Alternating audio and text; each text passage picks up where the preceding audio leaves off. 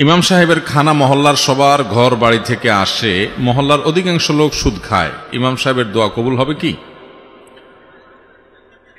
ভাই, ইমাম সাহেব ওয়াজ করেন, হারাম ঘরের দোয়া কবুল হয় না, এবার ইমাম সাহেবই ধরে বসছেন আপনারা যে সেই যদি হারাম খায় তার দোয়া কবুল হবে কিনা। দরকারি প্রশ্ন ভাই। আহা, ইমাম সাহেব বা উলামায়ে কেরাম এর কর্তব্য হলো তারা মানুষকে হারাম থেকে বিরত থাকার নির্দেশ শুধু দিবে তা নয়, তারা হারামকে সর্বতভাবে বর্জন করবেন। এবং সেজন্য মসজিদের বিভিন্ন বাসাবাড়ি থেকে যদি খাবার আসে, ইমাম সাহেব তিনি যথাসম্ভব জানার চেষ্টা করবেন তাদের উপার্জন কি, এবং হারাম হলে সেই খানা বর্জন করবেন বিনয়ের সাথে, কৌশলে, যেভাবে পারেন। আর তার চাইতে আগের কর্তব্য মসজিদ কর্তৃপক্ষের যে তাদের ইমাম সাহেবের দোয়াটা অন্তত কবুল হোক। সবই যদি হারামখোর হইয়া দোয়াটা কবুলের রাস্তা সব বন্ধ হয়ে যায়, একটা লোকরে দিয়ে একটু দোয়া করাবেন বা তার কাছে দোয়া চাইবেন, এই দোয়া চাওয়ার রাস্তাটাও যদি শেষ হয়ে যায়, তাহলে যাবেন কোন দিকে? অন্তত ইমাম সাহেবকে অন্তত পাপমুক্ত, হারাম খাবার মুক্ত রাখেন। সেজন্য কর্তৃপক্ষের উচিত হালাল খোর দেখে দেখে তাদের বাসায় খানা দেওয়া, হারাম খোরদের বাসায় ইমাম সাহেবের খানা না দেওয়া। মুশকিল হলো হালাল খোরের চাইতে এখন হারাম খোরের সংখ্যা অনেক। আবার হালাল খোরদের টিফিন বাটিতে এত ভালো কিছু হুজুরে দিতে পারে না বেচারারা।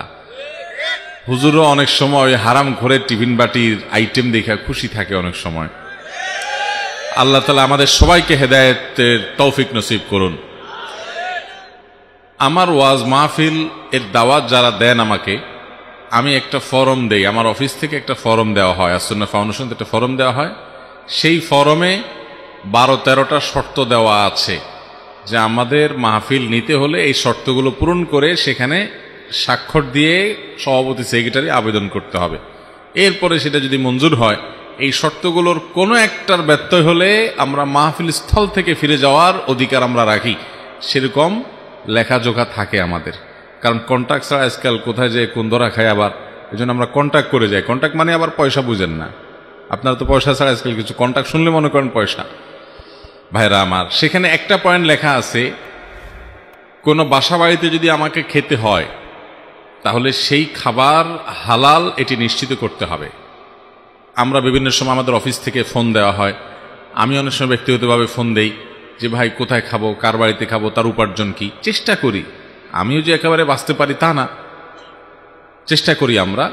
এরকম ইমাম সাহেবদের চেষ্টা করতে হবে, মসজিদ কমিটির লোকদের চেষ্টা করতে হবে। মুশকিল হলো কমিটির লোক বেচারা কি চেষ্টা করবে? বেশিরভাগ কমিটিতে যারা আছেন, ভালো মানুষ তো অনেক আছে, কিছু লোক আছে আল্লাহর বান্দারা নিজেরাই হালাল হারামের বাজ বিচার মনে করে সারা জীবন গুনাহ, অপরাধ, পাপ যা করছি না করছি, এবার একটু মসজিদ কমিটিতে ঢুকে আল্লাহর ঘরের খেদমত করে টোরে যদি সব কাটাকাটি হয়ে যায়, ভাইরা আমার, এটা ভুল।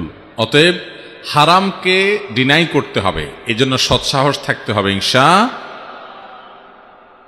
ইমাম সাহেব যদি হারাম খানা খান, তার দোয়া কবুল হবে না, কারণ হারাম বক্ষণকারীর দোয়া কবুল হয় না। নবী করিম সাল্লাল্লাহু আলাইহি ওয়াসাল্লাম বলেছেন, একজন হারাম উপার্জনকারী সে অনেক দূর থেকে সফর করে এলোমেলো চুল, এলোমেলো দাড়ি, পশম এগুলো নিয়ে, ধুলোমলিন শরীর, কাপড় চোপড় নিয়ে সে মক্কায় গেছে উমরা করার জন্য, হজ করার জন্য, বাইতুল্লাহর চারপাশ তোয়াফ করছে। পরিস্থিতিটা বোঝার চেষ্টা করেন। দীর্ঘ পথ পাড়ি দিয়ে অনেক কষ্ট করে এলোমেলো চুল নিয়ে, সেই যুগের মানুষ শত শত মাইল হেঁটে, ঘোড়ায়, উঁটে, বিভিন্ন কিছুতে করে আসতো, জীবন বাজি রেখে গেছে আল্লাহর ঘরে, গিয়ে বাইতুল্লাহর চারপাশ তোয়াফ করছে, বাইতুল্লাহ হাজির হয়ে আল্লাহর কাছে দোয়া করছে দুই হাত তুলে। নবী করিম সাল্লাল্লাহু আলাইহি ওয়াসাল্লাম বলেছেন, আন্না ইউস্তাজাবু লিযালিক, তার কিভাবে দোয়া কবুল হতে পারে? অসম্ভব। যত কষ্ট করুক, বাইতুল্লাহর ভিতরে ঢুকে দোয়া করুক, কবুল হবে না। কারণ তার শরীর হারাম দ্বারা গঠন হয়েছে, তার পোশাক আশাক হারাম দ্বারায় সে কিনেছে। এই হারামের সংশ্লিষ্ট এত ভয়াবহ বিষয় ভাইরা। অতএব হারাম থেকে বাঁচার জন্য আমাদের সংকল্প করতে হবে। সবাই চেষ্টা করবো তো ইনশাআল্লাহ। মুশকিল হলো হারাম থেকে বাঁচবেন কেমনে? হারাম থেকে বাঁচতে গেলেই তো নানামুখী কথা, অন্য সবার কথা তো পরে, আমি সব জায়গায় বলি সবার আগে আবার আপনার বাপ মাই তো মানবে না, বলবে যে এটা কোনো কথা রে বাবা, পয়সাও তো লাগে দুনিয়াতে, সবার পোলাপান কামায়, তুমি একেবারে হালাল হালাল কইয়া এরকম থাকবা, বাপ মাও মানবে না, বউ বাচ্চাও মানবে না, সারা দুনিয়ার একজন মানুষও যদি না মানে কিচ্ছু আসে যায় না। তারপর হারামের কাছে কোনো প্রকার মাথা নত করা যাবে। মুশকিল হলো হারামের কাছে মাথা নত না করলে হুজুররাও দাম দিবে না, আমরাও দাম দেব না ভাই। পয়সা কড়ি থাকলে সবাই কদর করে, মাহফিলেও মারহাবা নারায়ে তাকবীর শোনা যায়, তাই না ভাইরা আমার? গোটা দুনিয়ার মানুষ মারহাবা দিলেও আমি হারাম কামাবো না, আর একটা মানুষ যদি আমার সাথে না থাকে তবু আমি হারামে যাব না। এর নাম ঈমান। আল্লাহ তাআলা আমাদেরকে সেরকম ঈমানদার হওয়ার তৌফিক দান করুন। অতএব ইমাম সাহেব হোক, আমরা নিজেরা হই, কেউ হারাম ভক্ষণ করব না। আপনি হারাম উপার্জন করেন নাই কিন্তু ভক্ষণ করছেন, গুনাহ আপনার হবে না, হয়তো কোনো কোনো ক্ষেত্রে আপনি না জানা খাইছেন, কিন্তু এটার যে প্রতিক্রিয়া প্রভাব সেটা আপনার মধ্যে পড়বেই পড়বে, ইবাদতের স্বাদ নষ্ট হয়ে যাবে। এজন্য হারাম খানা থেকে নিজেরা তো বাঁচবেনই, ইমাম সাহেবদেরকে বিশেষভাবে বাঁচানোর চেষ্টা